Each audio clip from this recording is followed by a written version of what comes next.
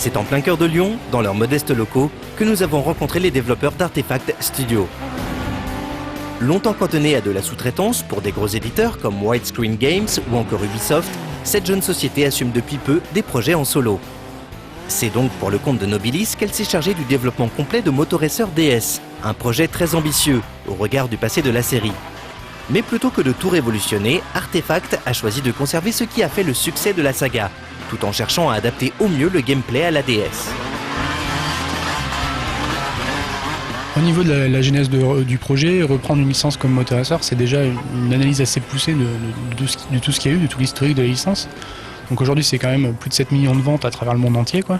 Donc forcément, c'est des caractéristiques clés qui sont dans la licence. Donc le premier travail, c'est vraiment d'analyser ce qui a marché, ce qui n'a pas marché sur tous les Motoracers. Donc ça passe par le Motoracer 1, 2, le Motoracer GBA, les derniers Motoracer PC. Et là, c'est vraiment de faire des choix. Qu'est-ce qu'on reprend pas. Tous les trucs positifs qui étaient dans les Motoracers se devaient aussi d'être retrouvés ici. Parce qu'on n'allait pas dénaturer la licence et repartir de zéro, réinventer la roue, etc. Il fallait vraiment qu'on travaille sur tous ces aspects-là. Forcément, les gens qui ont joué à Motoracer, on va dire à l'époque sur PS1 ou sur GBA, c'était plus orienté gamer, vraiment des joueurs qui ont beaucoup baroudé à travers ces jeux. Et donc c'est des gens qu'on ne pouvait pas du tout oublier sur Nintendo DS, quoi. Il était hors de question pour nous de faire un jeu tout public avec un seul niveau de lecture et un jeu où on aurait un peu quelque part bâclé la rejouabilité, la longévité du jeu.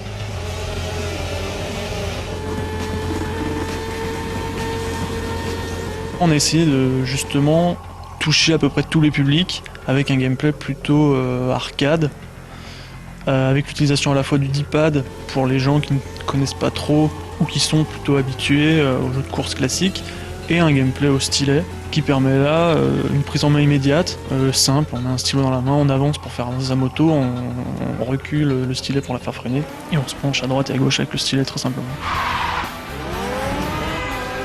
Le stylet a permis aussi d'apporter une nouvelle façon de jouer aux gamers qui auront la possibilité pour la première fois sur DS de contrôler un jeu de course de manière analogique, à la fois sur l'accélération et sur le déplacement.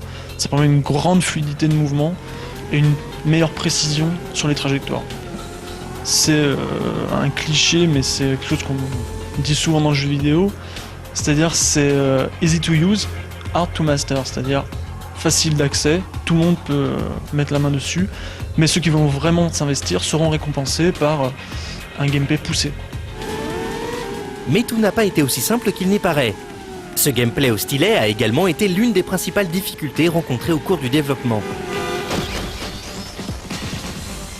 C'est quelque chose qui est resté tout au long de la prod et qu'on a failli killer à 2 mois de la fin, tout simplement pour l'utilisation. Par exemple, pour les figures, le stylet, il y a eu 3-4 façons différentes de faire des figures. Aujourd'hui, ce qu'on a, c'est le résultat justement de ces essais dans les 3-4 systèmes. Et faire 3-4 systèmes au cours d'une prod, tester, régler, ça prend du temps. Et ça peut vraiment mettre une prod en l'air, quoi. Mais c'est quelque chose qu'on a su, vraiment l'équipe de dev, bien travailler dessus. Bien évidemment, les équipes d'Artefact Studio ne se sont pas contentées de miser sur le fond, pour également beaucoup travailler la forme. Les graphismes de Motoracer ont donc été l'objet de toutes les attentions, et le mode trafic a même pour décor Lyon qui s'est vu modélisé pour l'occasion. L'accent, vraiment je pense que les joueurs s'en rendent compte dès les premières minutes, c'est que vraiment au niveau graphique, on a quelque chose de très abouti pour de la DS.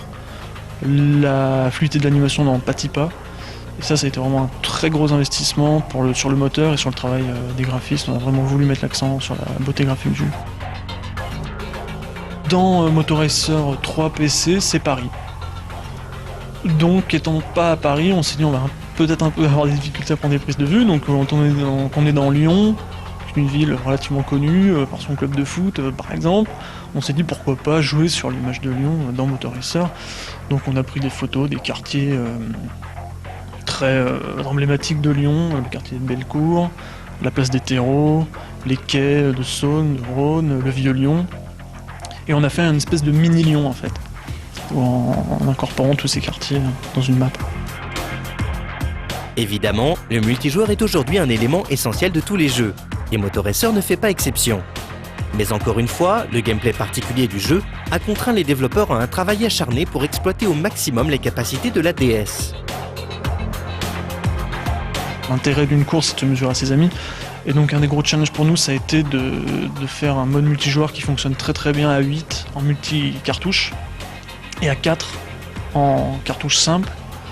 Ce qui est un des avantages de la DS dont on parlait tout à l'heure, c'est de pouvoir offrir à un joueur qui a acheté une cartouche, une seule, pouvoir en faire partager le jeu avec ses amis, lui donner envie de jouer ou simplement lui permettre de jouer avec lui sans qu'ils aient tous à acheter le jeu, quoi. Aujourd'hui, nous, on est monté jusqu'à 8, donc c'était une des grosses difficultés parce que jusqu'à la milieu de prod, 3 quarts de prod, on était à 6. Donc les 2 derniers joueurs pour monter à 8 comme à Mario Kart étaient très difficiles à atteindre pour des raisons techniques évidentes sur la DS et puis parce que pas le même bagage quand même qu'un Mario Kart avec les équipes de Nintendo, mais aujourd'hui on arrive au même niveau. Non pas par prétention, mais en fait on est à 8 et en plus de cela on a réussi à avoir les gens qui jouent au pad et les gens qui jouent au stylet. Donc je reviens sur le stylet, c'était difficile aussi parce que du coup si on joue en multi, il y a des gens qui vont jouer en multi au stylet, des gens qui vont multi au pad. Et il faut pas que les gens qui sont au stylet soient à 3 mètres devant ou 3 mètres derrière, etc. Donc ça aussi c'était énormément de réglages, énormément de tests. Donc à chaque fois qu'on touchait le stylet pour refaire des réglages, il fallait voir si le pad était désavantageux ou pas désavantageux et voir comment ça se répercutait dans le multi. Si l'on pouvait douter des capacités d'Artefact à développer Motoracer DS, tout le monde a été vite rassuré lors des premiers tests. Le plaisir de jouer est là dès les premières minutes et le gameplay au stylet se révèle être une expérience unique à ce jour. Mais ça, on le verra dès demain au cours de la critique du jeu dans 101%. Motor Racer DS.